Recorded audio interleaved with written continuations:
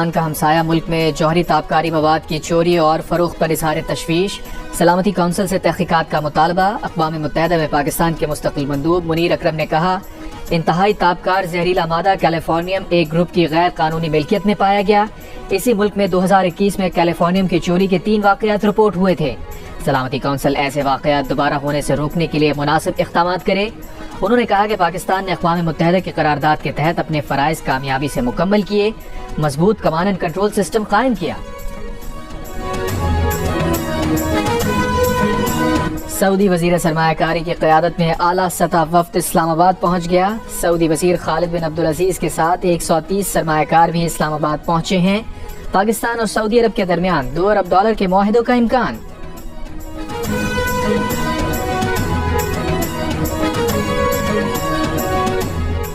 جو ریاست سے علیحدگی کی بات کرے گا یا ریاست کے خلاف ہتھیار اٹھائے گا وہ ہمارا دشمن ہے۔ وفاقی وزیر داخلہ محسن نقوی کا واضح اور دو ٹوک پیغام۔ کہا، ایسے عناصر کے بیرونی آقاؤں کے لیے پیغام ہے کہ جیسا ہمارے ملک میں کرو گے ویسا ہی سلوک تمہارے ساتھ کریں گے۔ پھر ہم سے یہ توقع نہ کی جائے کہ فساد کے جواب میں ہم چپ بیٹھیں گے۔ فسادیوں کے لیے بھی کسی قسم کی کوئی معافی نہیں۔ جو بھی پی ٹی ایم کو پابندی کے بعد سہولت کاری فراہم کرے گا نرغے میں آئے گا، پکڑا جائے گا۔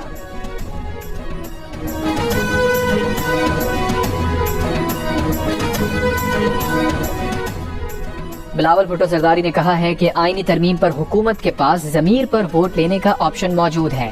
سب کو ساتھ لے کر چلنا چاہتے ہیں، اتفاق رائے کی کوشش کر رہے ہیں۔ آئینی ترمیم پر جلدی حکومت کو ہو سکتی ہے، پیپلز پارٹی کو نہیں۔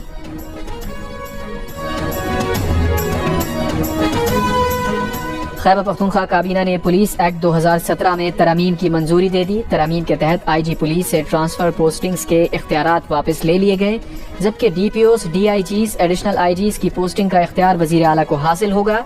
پہلے پوسٹنگز کا اختیار inspector general Khyber Pakhtunkhwa police کو تھا۔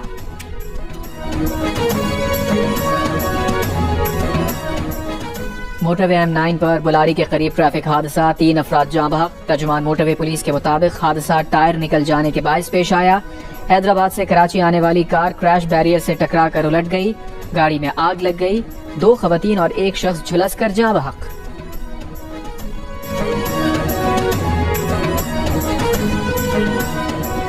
اسرائیلی وزیر دفاع نے کہا ہے کہ اسرائیل کا ایران پر حملہ مہلک، متناسب اور حیران کن ہوگا۔ ان کو سمجھ نہیں آئے گا کیا اور کیسے ہوا، وہ بس نتائج کو دیکھیں گے۔ دعویٰ کیا ایران کے میزائل حملے جارحانہ تھے لیکن نشانہ درست نہ ہونے کے سبب ناکام ہوئے۔ جو بھی اسرائیل پر حملہ کرے گا اس کی بھاری قیمت چکائے گا۔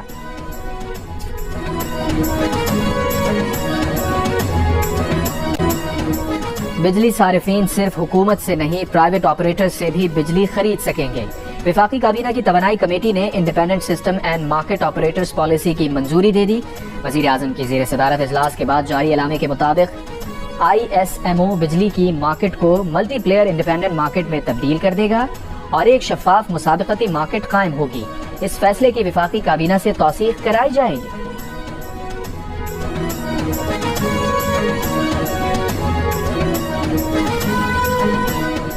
حکومت کا زرعی آمدنی پر ٹیکس جولائی 2025 سے لگانے کا فیصلہ۔ وزیر خزانہ محمد اورنگزیب نے کہا، وفاق کی صوبوں کے ساتھ نیشنل فائنانس پیکٹ پر پیش رفت ہو رہی ہے۔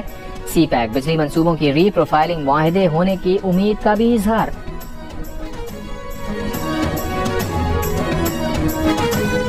بزرگ سیاستدان اور سابق اسپیکر قومی اسمبلی الہی بخش سومرو 98 برس کی عمر میں انتقال کر گئے۔ الہی بخش سومرو 1997 سے 2001 تک قومی اسمبلی کے اسپیکر رہ چکے ہیں۔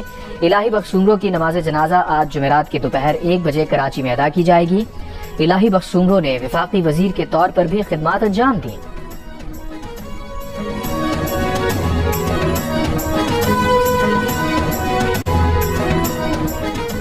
ایسوسی ایشن of electronic media editors and news directors AMEND اور Pakistan federal union of journalist نے ٹی وی چینلز کو پیمرا کے نوٹس غیر قانونی اور میڈیا پر دباؤ ڈالنے کی کوشش قرار دیا ہے۔ ایمنڈ نے کہا کہ کراچی میں دہشت گردی کے واقعے کی کوریج پر ٹی وی چینلز کو نوٹس دیے گئے۔ نوٹس میں عائد بے بنیاد الزامات کے برعکس ٹی وی چینلز نے کراچی میں ہوئی دہشت گردی کے واقعے کی انتہائی ذمہ دارانہ کوریج کی ہے۔ Pakistan federal union of journalist کے صدر افضل بٹ اور سیکریٹری جنرل ارشد انصاری نے مشترکہ بیان میں کہا، کراچی میں دہشت گردی کے حملے کی رپورٹنگ حقائق پر مبنی اور مفاد عامہ میں ضروری تھی۔ पैमरा टीवी चैनल्स को दिए नोटिस फौरी वापस लें।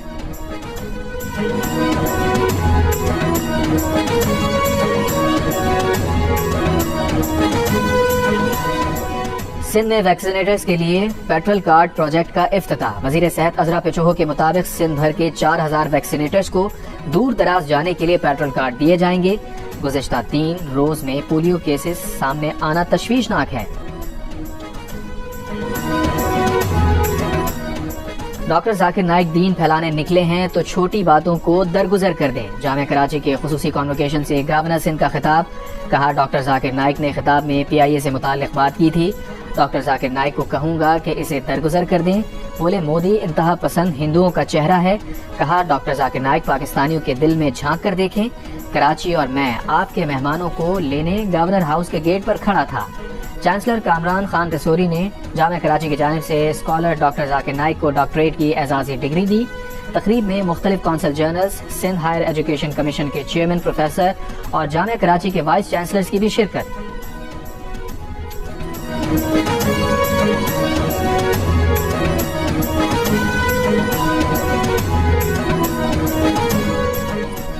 इसराइल की जानिब से लबनान के शहरी इलाकों में हमलों का सिलसिला जारी। प्रोग्राम कैपिटल टॉक के मेजबान हामिद मीर के लबनान में जंगज़दा इलाकों में सफर के दौरान शहरी आबादी पर इसराइल ने हमला कर दिया।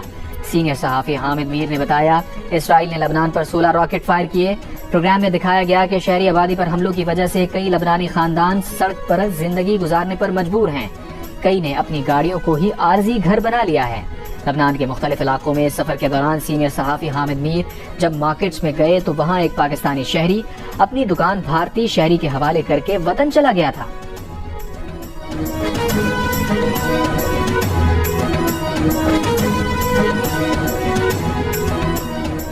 फलस्तीनी पनाहगुज़ीन कैंपों पर इसराइली बमबारी। सहाफ़ी समेत जबालिया पनाहगुज़ीन कैंप पर इसराइली बमबारी से एक सहाफ़ी समेत 40 फलस्तीनी शहीद। मकबूजा मगरबी किनारे में गाड़ी पर फायरिंग, 4 फलस्तीनी शहीद। लबनान पर भी बमबारी जारी। शुमाली इसराइल में हिजबुल्लाह के रॉकेट हमलों में 2 इसराइली हलाक। इसराइल के शहर हुज़ैरा में चाकू हमला, 6 अफराद जख्मी। सऊदी अरब के वली अहद शहजादा मोहम्मद बिन सलमान की ईरानी वजीर खारजा अब्बास इराक़ची से मुलाकात। शाही महल में होने वाली मुलाकात में ईरान सऊदीया ताल्लुकात और बाहमी दिलचस्पी के उमूर पर तबादला ख्याल किया गया।